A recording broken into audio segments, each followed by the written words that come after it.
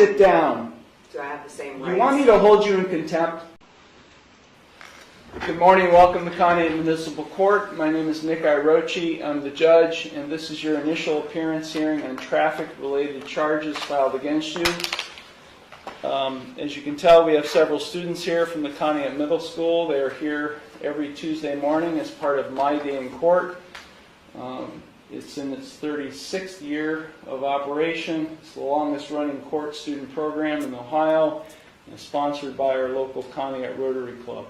They're here to observe proceedings only. I'm going to read all of you your rights, and then when I'm done reading you your rights, I will call your case up individually. When I call your case up, you can take a seat in this first blue chair. If you have any questions regarding the rights I'm about to read to you, you can ask them at the time I call your case up, and then we'll address the charge. So far, this feels like the most normal traffic court ever. The judge is calm, middle schoolers in the audience, and everything seems routine. But trust me, this piece won't last long. Sorry. I'm just trying to get my stuff situated so it's ready.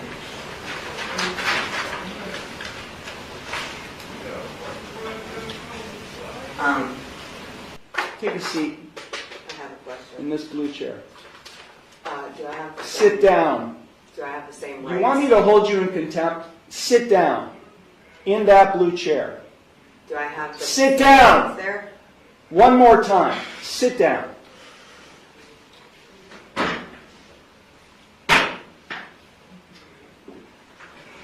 We're not even 2 minutes into her case, and she's already refusing to sit.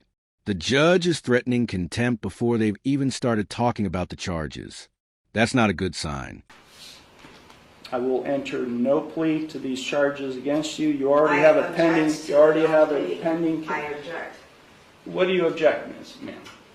Because I did not enter that plea. Okay, so you tell me how you would like to plead: guilty, not guilty, or no contest.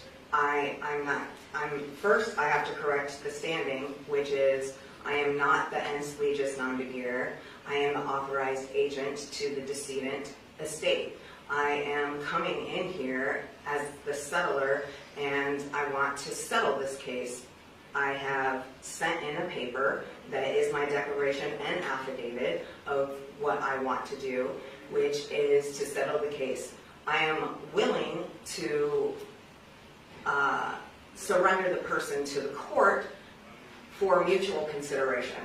I do not want to continue doing this. I don't have anything to do with this. That paper that I signed, which is the summons, is signed V coatis, which is void contract, and I reserved all of my rights on there.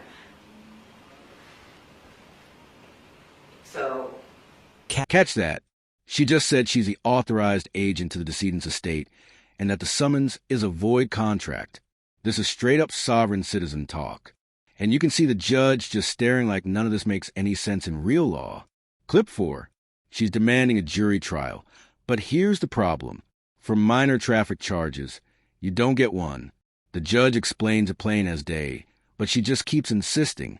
At this point, you can feel his patience running out. This case for a bench trial, and no, we'll get this set. I have the right to a trial by jury. Okay. No, you don't. Not in this case.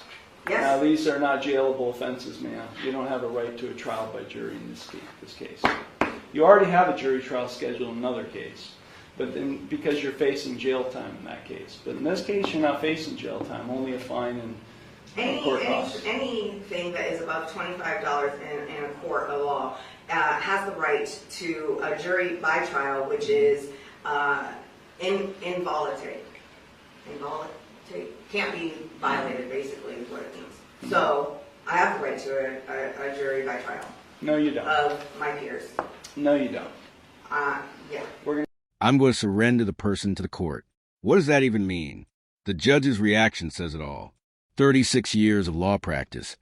And even has no clue what she's talking about. The person to the court, because I'm not coming back. I don't know what that means. You do know what that means. I don't know what that means. I am not the ens legis non begeer. I told I you don't know what that means either, ma'am.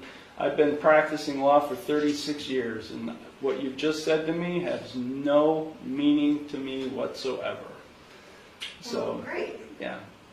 So Ma'am, if you don't leave the courtroom, and if you don't go to the clerk's window to get a trial date, I'll have you arrested. And here's the breaking point.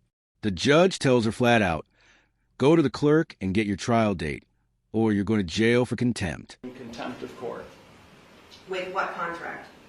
There is no contract. I know You're looking at the contract. You're looking at the one who's going to be able to, has the authority to be able to put you in jail, and I'll hold you in contempt. So let me say it one last time, because we have other cases to handle today.